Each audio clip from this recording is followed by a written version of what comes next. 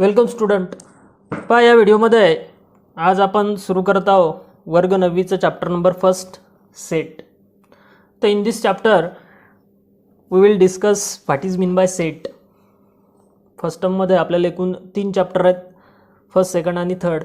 त्यापैकी first chapter is set, त्याला मराठीत म्हणतात संच. तर in this chapter we will study what is mean by set, then how the set is written, means there are 2 methods of writing the set.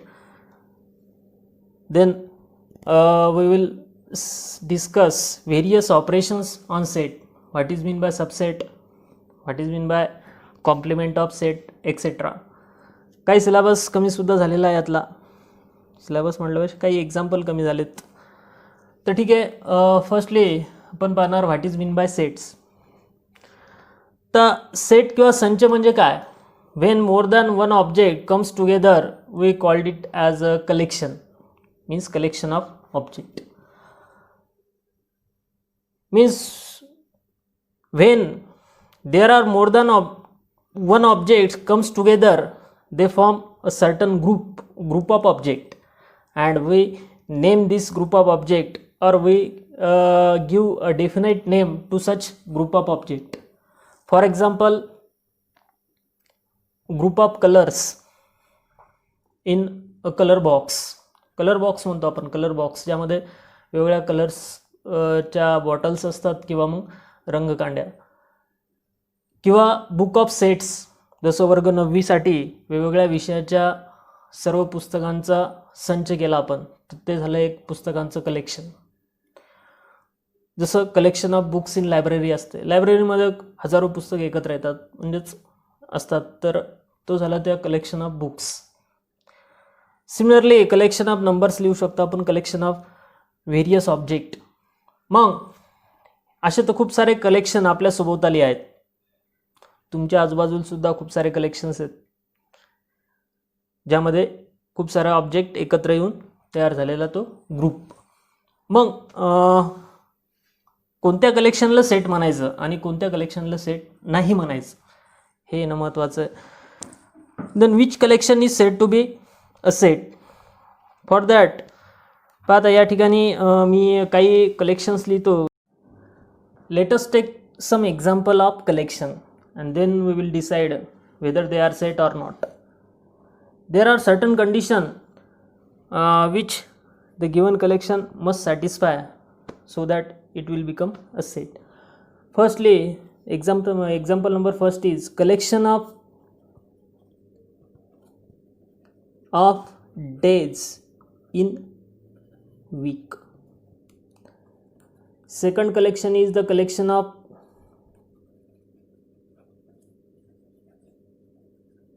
English alphabets. Then collection of rich people in Maharashtra, or collection of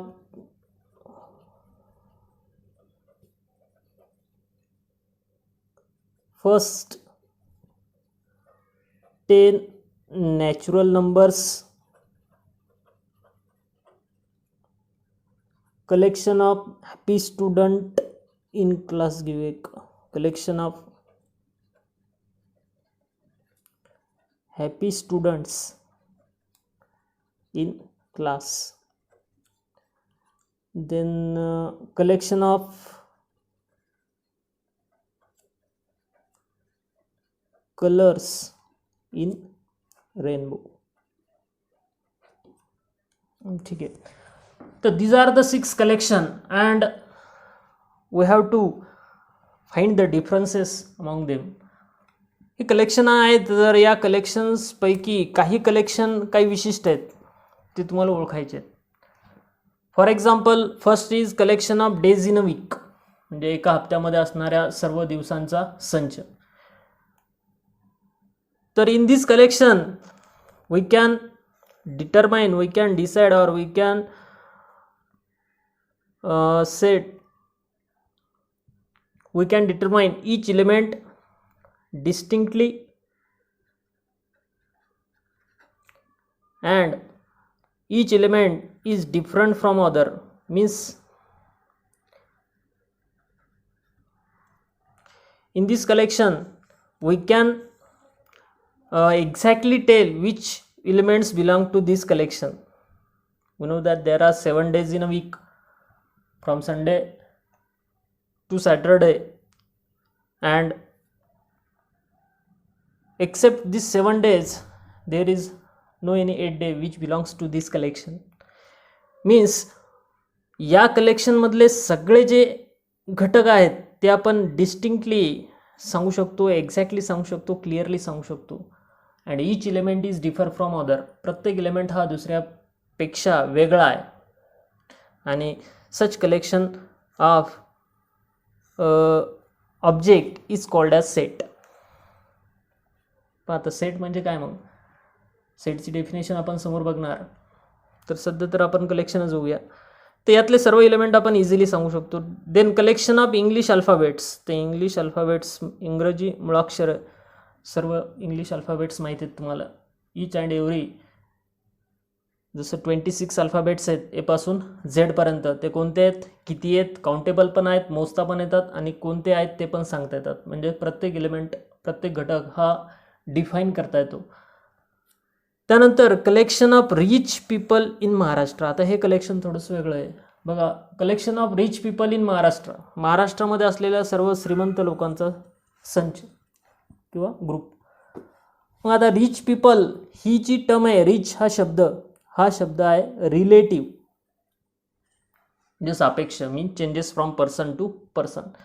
मग rich people तुम्ही कसे शोधसाल? महाराष्ट्रातले ज्याच्याकडे जास्त संपत्ती आहे ते rich आहेत, जास्त शेती आहे ते रिच आहेत, की ज्यांच्याकडे मोठमोठ्या गाड्या आहेत ते रिच आहेत, खूप मोठे बिझनेसमॅन आहे म्हणून रिच आहेत, चांगले कपडे घालतात म्हणून रिच आहे. प्रत्येक पर्सनचा व्ह्यू वेगवेगळा असू शकतो. तर ही जी टर्म आली रिच म्हणजे रिलेटिव्ह टर्म. ज्या ठिकाणी रिलेटिव्ह टर्म येते ज्या स्टेटमेंटमध्ये, ज्यातले एक्झॅक्टली एलिमेंट्स आपण सांगू शकत नाही, काउंटेबल सुद्धा नाही आहेत, नेमके किती लोक हे पण नाही सांगू शकत, तर such collections are not set. Example number 4 बघा काय लिहिलं मी. Collection of first 10 natural number. पहिल्या 10 नैसर्गिक संख्या. तर फर्स्ट 10 नॅचरल नंबर एक्झॅक्टली माहिती आहेत आपल्याला कोणत्या आहेत. Starting from 1. पहिली नॅचरल नंबर आहे 1. देन 1 2 3 4 5 6 7 8 9 आणि 10. तर ह्या पहिल्या 10 natural numbers. Each element is differ from other. प्रत्येक एलिमेंट क्लिअरली सांगू शकतो, डेफिनेटली सांगू शकतो. आणि हे कलेक्शन, या कलेक्शनला म्हणतात वेल डिफाईन कलेक्शन. वेल डिफाईन कलेक्शन म्हणजे ज्यातला प्रत्येक घटक हा इतरापासून वेगळा किंवा डिफाईन करता येतो, त्याला म्हणतात well define collection. Then collection of happy student in class.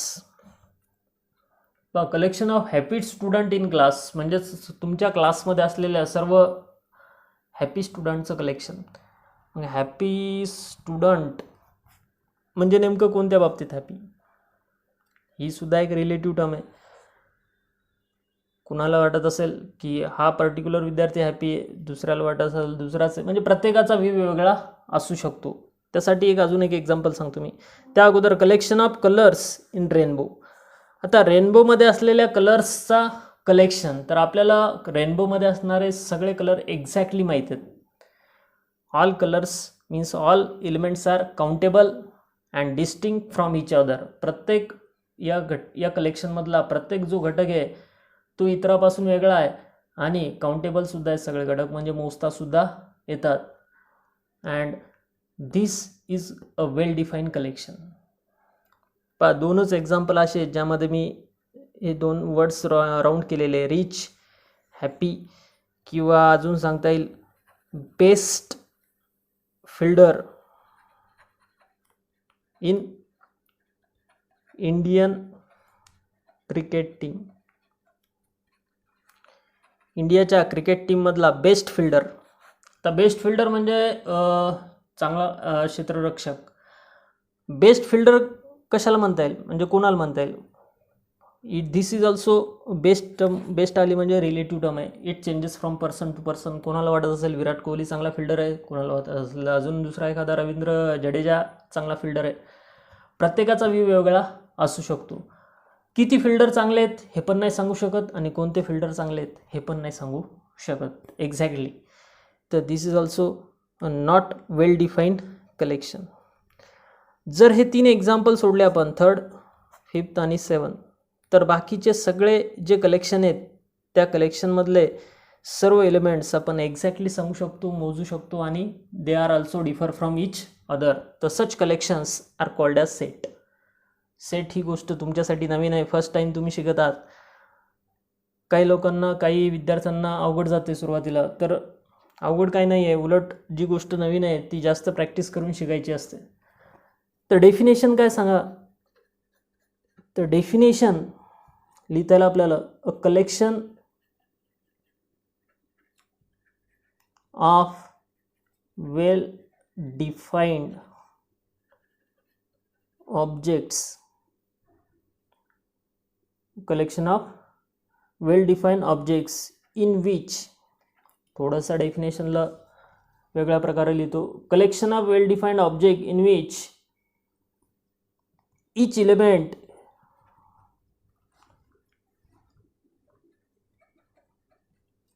is differ from other.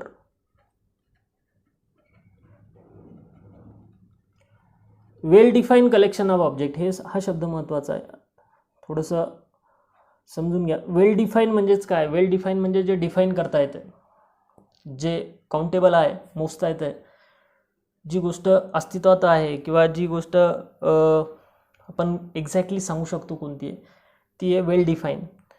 It is not a relative, means does not changes from person to person. तर अशा ऑब्जेक्टचा संच म्हणजेच collection of such object is called as set. Is called a set, याला म्हणता येईल set.